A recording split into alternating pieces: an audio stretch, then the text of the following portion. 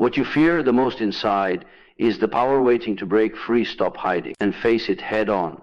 Most people spend their lives running from themselves. They avoid the shadow, the hidden corners of their psyche where fear, shame, anger, and doubt fester. These are the parts of you that whisper, you're not enough, you'll fail, nobody sees you. You can try to ignore them, cover them with distractions, or drown them in noise, but the truth is simple. Avoidance is temporary, weakness is permanent, and the longer you hide, the louder these shadows become. Every failure, every hesitation, every insecurity is your inner darkness trying to get your attention. And you will not succeed externally until you meet it with courage internally. Confronting your inner darkness is not a polite exercise in self-reflection. It is brutal, uncompromising, and uncomfortable. You must face the parts of yourself that you never admit to anyone, not because they are shameful, but because they are powerful. The fear you refuse to feel contains energy.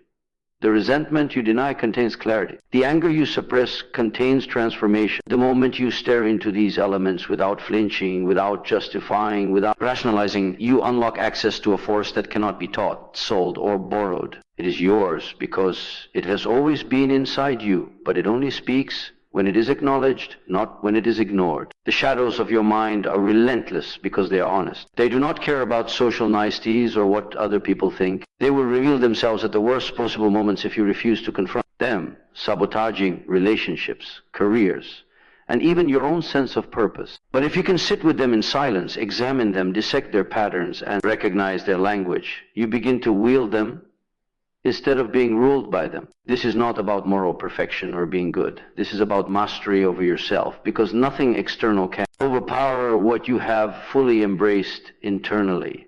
Most people fail at this because they want a sanitized version of growth. They want to work on themselves in comfort, reading books or attending seminars while avoiding the deep, ugly truths of who they are. They never stare into the abyss of their own psyche, and as a result, they keep repeating patterns that ruin their lives. True growth is never comfortable. It is messy, painful, and deeply isolating. You must sit with your fears, watch them twist in your mind, and listen to the lies they tell you. Then, you must respond not with excuses, not with justification, but with action. Every small choice to act despite fear chips away at the power of darkness until it becomes a source of strength. There is a subtle beauty in confronting your darkness. It teaches you clarity. When you know your weaknesses, you stop overcompensating. When you understand your fears, you stop allowing them to control your decisions. When you acknowledge your anger, you stop lashing out unconsciously. The process is merciless because it exposes everything you've been hiding from yourself, yet it is liberating because it replaces chaos with insight. The person who can confront their shadow does not fear failure, ridicule, or criticism because they have already faced the worst within themselves and survived. But confronting your inner darkness is not a one-time event, it is ongoing. The shadow evolves, and so do you. Each time, new circumstances arise. Old wounds reopen. Insecurities resurface, and dormant anger stirs. The path to mastery is repetitive, relentless, and relentless again. It requires vigilance and self-honesty. It requires that you be willing to sit alone in your own mind and admit what you see without flinching. Many never do this. They prefer noise, distraction, and external validation, never realizing that their potential is trapped in the very darkness they refuse to confront. This darkness is not your enemy, it is your raw material. Every suppressed emotion, every unacknowledged fear, every hidden desire carries a message. It points to where you are vulnerable, where you are unfulfilled, and where your power is waiting to be unlocked. The moment you stop running, the moment you stop justifying, the moment you stop talking over it and sit with it in honesty, you begin to reclaim that power. The deeper you go, the more real you become, not only to yourself, but to the world, because no mask, no story, and no performance can replicate the authenticity forged in confrontation. Every successful person you admire has faced this darkness in some form. They have sat with their doubts, wrestled with their insecurities, stared at the parts of themselves they never wanted anyone else to see. And in that confrontation, they found clarity, resilience, and direction. You can do the same. You can stop pretending that avoidance is strength. You can stop distracting yourself with empty validation or shallow praise. You can dive deep, meet the darkness, and emerge with a force so undeniable that the world cannot ignore it. If your inner world is chaotic, no amount of talking will make the outside world notice you master yourself first. The world does not wait for anyone. It does not pause for self-doubt, hesitation, or uncertainty. Yet most people approach life as if external approval, social validation, or loud declarations of ambition could substitute for inner mastery. They chase recognition, accolades, and praise while neglecting the one person who truly determines the outcome of their lives themselves. To move through the world with power, influence, and authenticity, you must first master yourself, for external success is always an echo of internal discipline. Without this, no amount of strategy, charm, or effort will carry you. Mastery begins with brutal self-honesty. You cannot lead what you do not understand.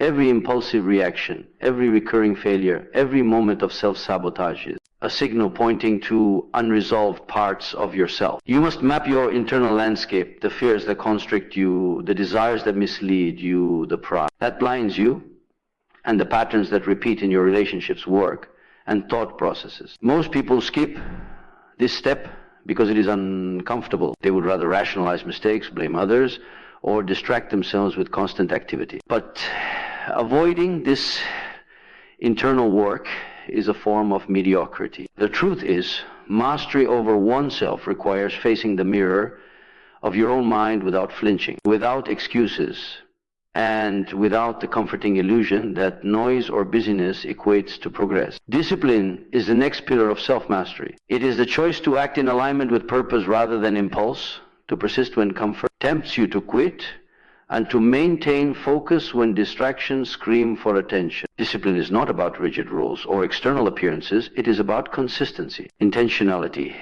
and control over the small decisions that accumulate into character. The person who masters themselves does not rely on motivation alone, because motivation is fleeting. They rely on structure, habit, and self-accountability. Their actions are deliberate, measured, and unwavering, which creates a quiet but undeniable authority that commands respect without needing to assert itself. Emotional regulation is also essential. Most people are slaves to mood, circumstance, and the judgments of others. They speak when anger rises, act when insecurity grips them, and allow transient emotions to dictate their behavior. Mastery over oneself means observing emotions without being controlled by them. It means responding deliberately rather than reacting impulsively. When you can maintain clarity amidst chaos, when your decisions are guided by reason tempered with insight rather than fleeting feeling, you become a stabilizing force in your own life. People notice this immediately, even if they cannot articulate why. Stability and composure are the quiet signatures of mastery. Equally important is the cultivation of awareness. Awareness is the ability to see yourself clearly in the context of the world. It is understanding how your habits, attitudes, and reactions influence not only your life, but also the lives of those around you. Awareness demands reflection, observation, and curiosity. It requires asking uncomfortable questions. Why do I feel threatened by this? Why do I seek approval here? Why do I repeat the same mistakes despite knowing better? Only by answering these questions honestly can you begin to align your inner world with the external world, ensuring that your actions are effective and not self-defeating. Most people avoid this alignment because it requires humility, courage, and patience. Mastery is not about perfection, it is about growth. It is about taking full responsibility for your choices, acknowledging your limitations, and using them as guides for improvement rather than excuses for stagnation. External success often tempts people to inflate the ego, boast about achievements, or seek admiration without further internal work. This is a trap. True authority comes from inner competence, not external applause. People who master themselves are recognized not because they demand attention, but because they embody a presence that cannot be ignored. Self-mastery also demands resilience. You will be tested. Life will throw challenges that expose weaknesses, tempt shortcuts, and provoke doubt. Those who have not cultivated mastery will falter, blaming circumstances or others for failure. Those who have will adapt, learn, and respond with composure.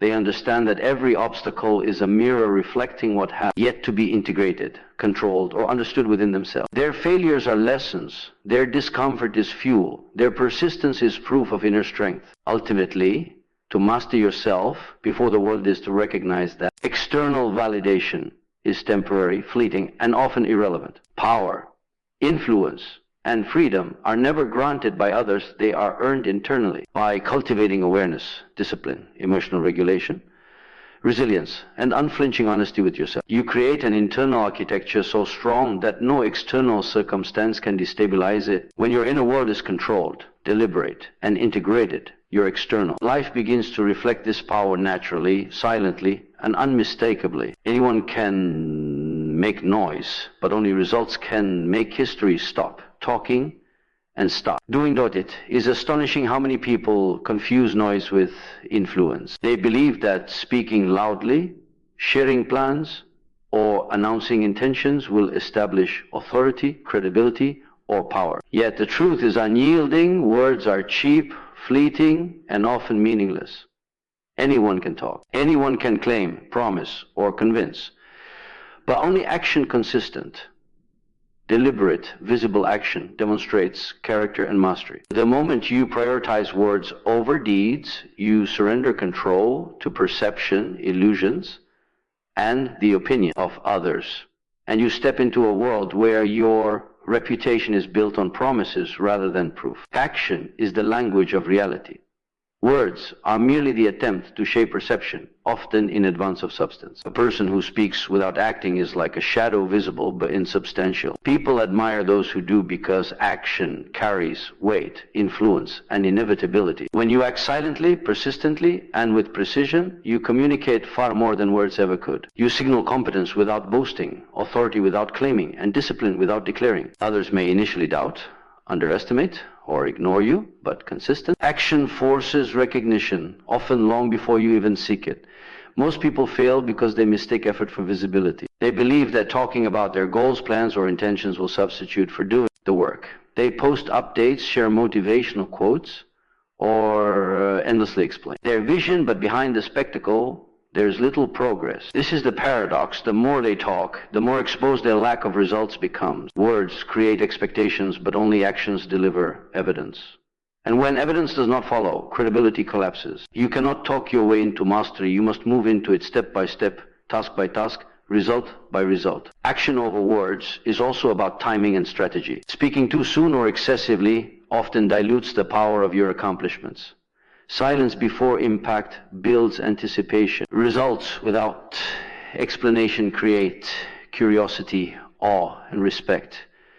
People remember the work itself, not the commentary on the work. The less noise surrounding your process, the more potent the perception of your capability. Conversely, excessive explanation signals insecurity, overcompensation, or lack of confidence. Mastery understands that speech is a tool, not a substitute for labor, and that influence is earned in the field, not in the conversation.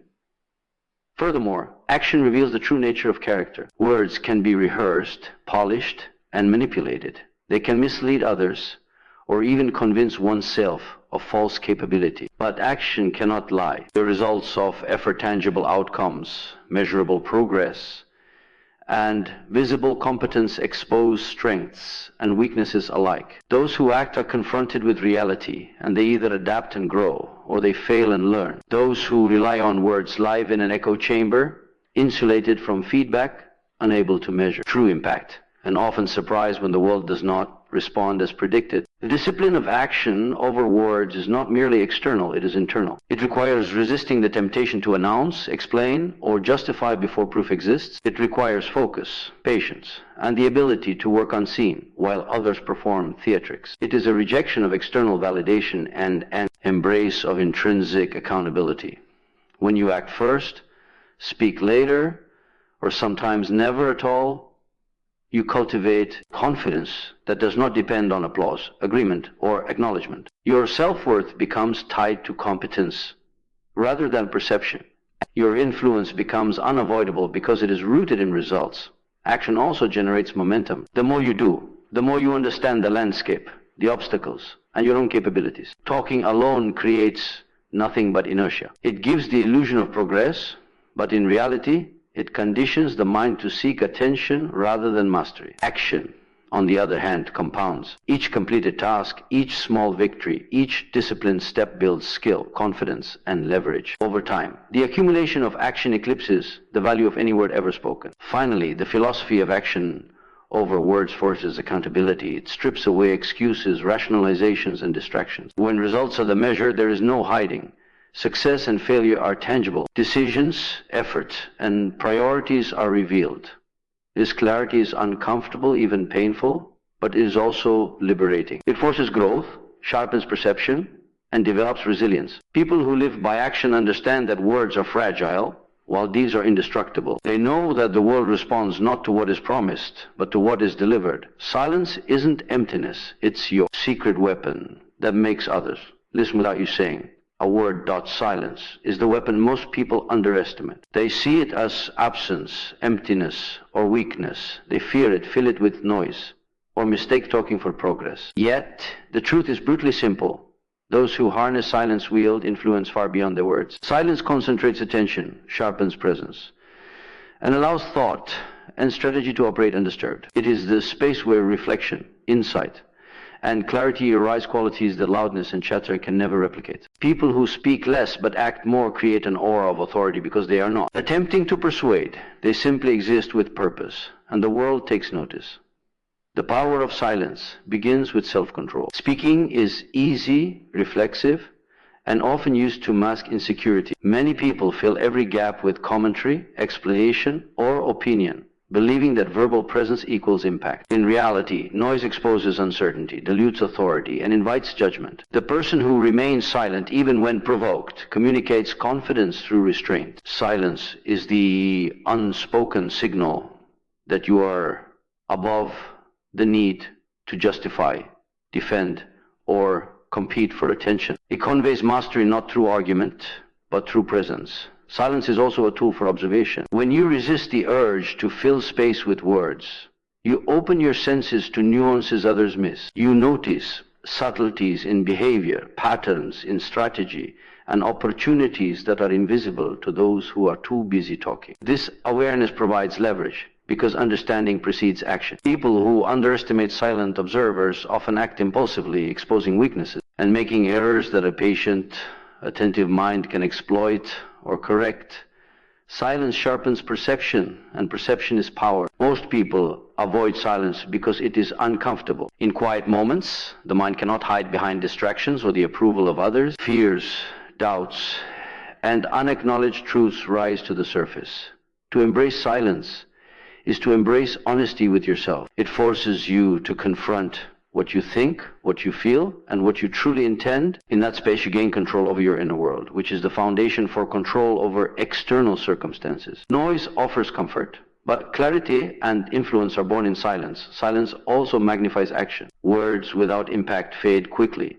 Action without explanation commands lasting attention. By speaking less, you allow outcomes to speak louder than declarations. The world is drawn to results, to competence, to presence that cannot be faked. A quiet person who acts decisively becomes a magnet for respect, trust, and authority because their influence is earned, not claimed. The less noise surrounding their effort, the more powerful the impression they leave. There's a subtle artistry to silence. It is not mere muteness. It is intentional absence of unnecessary speech. It is the pause before decision, the withheld comment that forces reflection, the calm demeanor in chaos that unsettles the unprepared. Silence can intimidate because it creates uncertainty in others. People who are constantly vocal reveal strategy, emotion, and weakness. Those who remain measured, quiet, and deliberate maintain the upper hand. The quiet individual does not rush to fill gaps. Instead, they let time, context, and observation serve them. Silence fosters patience. The impatient speak to accelerate results, to prove knowledge, or to seek approval. The patient, silent, and observant understand that timing is as critical as execution. They know that rushing, over-explaining, or performing for others undermines potency. By restraining the impulse to talk, they conserve energy, focus on the work that matters, and allow impact to grow naturally. Silence is the cultivation of discipline, and discipline is the foundation of extraordinary outcomes. Moreover, silence encourages reflection and deep thinking. In quiet, you can connect cause and effect, anticipate consequences, and plan with precision. Those who speak constantly rarely allow themselves this depth. Noise crowds the mind and fragments attention. Silence consolidates it, providing space for insight, foresight, and strategic action. In that space, innovation is born. Decisions are calculated. Influence is measured, intentional, and effective. Finally, the power of silence is inseparable from self-respect. Speaking incessantly to be noticed is a form of dependency on external validation. True authority is independent of recognition. It is rooted in competence, integrity, and presence. Silence communicates self-possession. It signals that you do not require approval to act, that your value is inherent, and that the world will respond to what you do, not what you say. Those who master silence are able to move undistracted by noise, criticism, or expectation. Excellence isn't extremes. It's knowing when to move, when to pause, and when to let your work shine. Balance and integration are the hallmarks of mastery, yet most people misunderstand what they mean. They imagine balance as comfort, moderation, or avoiding extremes. In reality, balance is not about being safe. It is about knowing precisely when to act, when to hold back, when to speak, and when to remain silent. Integration is not merely acknowledging different aspects of yourself. It is weaving them into a coherent, functional whole. True effectiveness, influence, and resilience are born from this skillful coordination of internal forces, allowing you to operate with intention and presence in a chaotic world. Many people live in fragmentation. They overreact emotionally in some areas, retreat in others, speak excessively in one environment while remaining passive in another. Their lives are a series of imbalances masquerading as effort. They are scattered, inconsistent, and easily disrupted. Their potential remains dormant, not because they lack talent or intelligence, but because their energy is divided, uncontrolled, and misaligned. Integration is the antidote. It transforms fragmented impulses into a concentrated, directed force that produces tangible results. The process of integration begins with awareness. You must recognize the opposing tendencies within yourself: ambition versus fear, assertiveness versus caution, emotion versus logic, speaking versus listening. These forces are natural. They are the dualities of human nature, but they are dangerous when unacknowledged.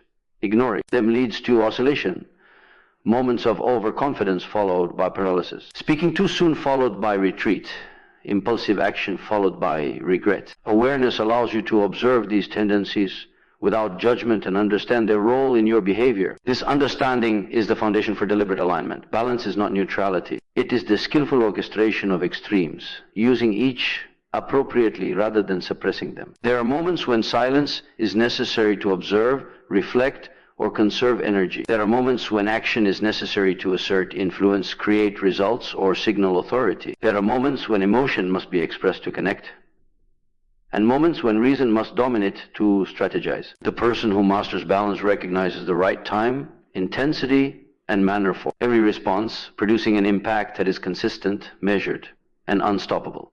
Integration also demands courage. Most people resist the darker or less polished parts of themselves. They avoid acknowledging anger, envy, fear, or desire, believing that these impulses are unacceptable or dangerous. Yet denying these aspects fragments the self, creating hidden tension and wasted energy. Integration requires embracing the whole, including the uncomfortable, contradictory, or socially discouraged parts of yourself. Once acknowledged, these forces can be channeled into focus, strategy, and disciplined action rather than chaos and self-sabotage. Discipline is inseparable from balance. To integrate effectively, you must consistently regulate impulses, manage priorities, and align behavior with purpose. Without discipline, even the most aware individual remains reactive and inconsistent. Integration is not a one-time achievement. It is a constant process of monitoring, adjusting, and refining. You must be vigilant, recognizing when old patterns resurface, when extremes reassert themselves, and when internal conflict threatens to disrupt your equilibrium.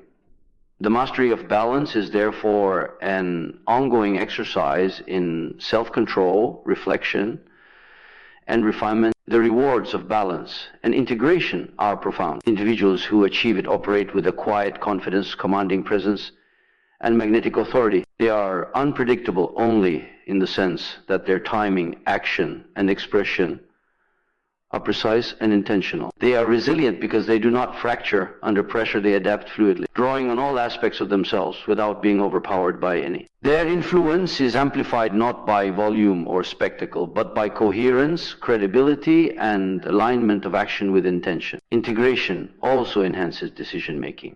By reconciling opposing internal forces, you gain clarity in moments of uncertainty. Impulses that once conflicted now inform strategy, providing insight rather than disruption. Fear becomes a signal, caution becomes a guide, ambition becomes a fuel, and discipline becomes the engine. The balanced individual is able to move decisively in complex environments, responding to reality rather than reacting blindly, and producing outcomes that are not only effective but elegant in their efficiency. Finally, balance and integration cultivate presence. Presence is the silent force that draws attention, builds trust, and commands respect. It is not manufactured through words, noise, or performance. It emerges naturally. When your internal world is aligned, coherent, and fully under control, others sense the harmony between your intention, action, and being, even if they cannot articulate it. This is the culmination of mastery, the ability to operate with full force and impact without relying on external validation, without creating unnecessary drama, and without the chaos that plagues the unintegrated self. When balance and integration are achieved, the individual moves through the world with purpose, clarity,